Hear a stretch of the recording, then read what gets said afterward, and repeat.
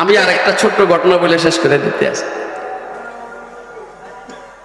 ফকিরুল আসর রশিদ আহমদ গঙ্গুহি রহমতুল্লাহ আলাইহি জেলখানায়, ওই ইংরেজের সময় যে আমাদের মুরব্বীরা প্রায় সবাই জেলে গেছে, কারণ রসুলের 3 বছর জেলে আছে। আল্লাহর হাবিব ও শাহাদা আবি তালেব এটা জেলের মধ্যে 3 বছর হুজুর জেলে আছে। আর আমাদের কেউ যদি জেলে যায় তো কয় যে দেখছো মৌলবী কি খারাপ কাম করছে, জেলে গেছে। বেটা জেলে না গেলে রসুলের জেলখানার সুন্নতটা আদায় হয় না। আরে কথা কয় না, কথা বুঝতেছেন? এই জন্য যে মৌলবী জেলে যায় এর নেতৃত্বটা মজবুত হয়। আবার রাজনীতির লাইনও যে রাজনীতিবিদ জেলে যায় এর রাজনীতি মজবুত হয়। বলে ভার ভার কারা নির্যাতিত নেতা, কথা কয় না? এটা একটা ডিগ্রি, এটা একটা ডিগ্রি। বার কারা নির্যাতিত নেতা, এটা একটা ডিগ্রি, কথা কয় না? আল্লাহু আকবার। সাহাবা রশিদ আহমদ গঙ্গুহি কেমনে জানি বুঝাইলে আপনারা বুঝবেন, সময় আমাদের পক্ষে না। রশিদ আহমদ গঙ্গুহি জেলখানায়, এখন জজ সাহেব বলছেন ওনাকে জেলখানা থেকে বের করে দাও, বাড়ি স্বাধীন করে দাও, বাড়িতে চলে যাক। এদিকে খেয়াল কর, মজার ঘটনা, মজার ঘটনা, জীবনে শুনুস না বেটা, মজার ঘটনা শুনে এলো। রশিদ আহমদ গঙ্গুহিকে জেলখানা থেকে ছেড়ে দেওয়া হোক। হযরত গঙ্গুহিকে জেল সুপার বলছে আপনি এখন বাড়িতে যেতে পারেন, জেলখানায় থাকার আর দরকার নেই। হযরত গঙ্গুহি বলছেন আমি এখন জেলখানা থেকে যাব না। জেলখানা থেকে আপনারা কি এখানে আসেন? কে কে আসেন? হাতটা দেখান। এই খেয়াল করুন মজার কথা, আমি যখন, আপনারা তো কি খুশি হবেন জানি না, কারণ এলিমের মজা কিন্তু সবাই পায় না। আমি যখন এই ঘটনা কিতাবের মধ্যে পাইছি আমার তো খুশিতে লাফাইতে মনে চাইছে। হযরত গঙ্গুহি বলছেন আমি এখন জেলখানা থেকে যাব না। কি লেগে যাবেন না? আপনার সরকার মুক্তি দিয়ে দিয়েছে, আপনি জেলখানা থেকে যাবেন না কেন? হযরত রশিদ আহমদ গঙ্গুহি রহমতুল্লাহ বলছেন কে কে কে বলে না কে? এ আপনাদের উজানির, আমি আমার উজানির কমো না, যদিও আল্লাহর দয়া আমারই কম লাগে।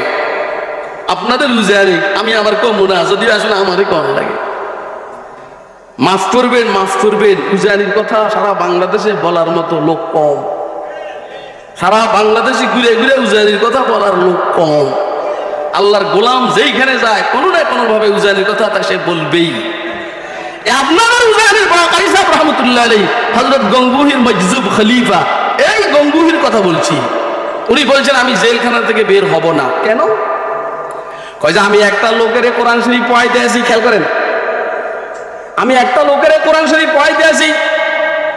জেলখানার মধ্যে একটা মূর্খ লোক কোরআন শরীফ পড়তে জানে না, আমি তাকে কোরআন শরীফ পড়াইতে আসি। অর্ধেক পর্যন্ত গেছি, তারে অর্ধেক পড়াইলাম, আরো অর্ধেক রয়ে গেছে। আমি অর্ধেক যদি তাকে না পড়াইয়া যাই, সে বাকি অর্ধেক কার কাছে শিখবে? এই জন্য বাকি অর্ধেক কোরআন শরীফ তাকে শিখাইয়া আর পড়াইয়া আমি জেলখানা থেকে বের হব। আপনারা আমার কথা বুঝেন না? দেখছেন নি কোরআন মাজিদের খেদমত কি কি পরিমাণ মূল্যায়ন করেছেন আমাদের মুরব্বীরা? জেলখানা থেকে সরকারে ছেড়ে দেয়, ইংরেজ সরকারে ছেড়ে দেয়, মগর উনি বাহির হন না। কেন? কোরআন শরীফটা ওই লোকটা শিখতে দেরি হবে। অর্ধেক শিখাইছেন, বাকি অর্ধেক শিখাইয়া তারপরে বাহির হবেন। বুঝেন নাই আমার কথা? কে কে বুঝছেন হাত তুলে দেখান তো।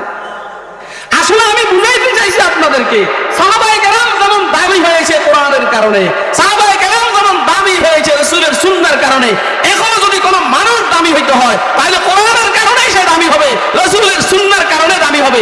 এর বাইরে দুনিয়ার যত ডিগ্রি তার থাকুক না কেন, পৃথিবীর মানুষ তাকে দামি বলতে পারে, আল্লাহ আল্লাহর রাসূলের কাছে সে দামি নয়।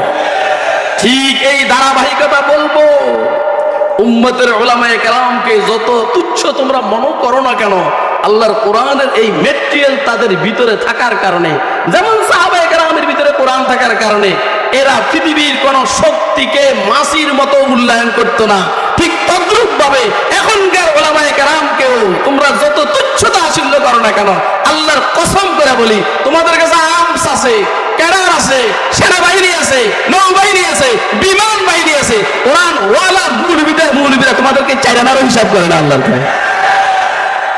ওয়া আখিরু দাওয়ানা আলহামদুলিল্লাহি রাব্বিল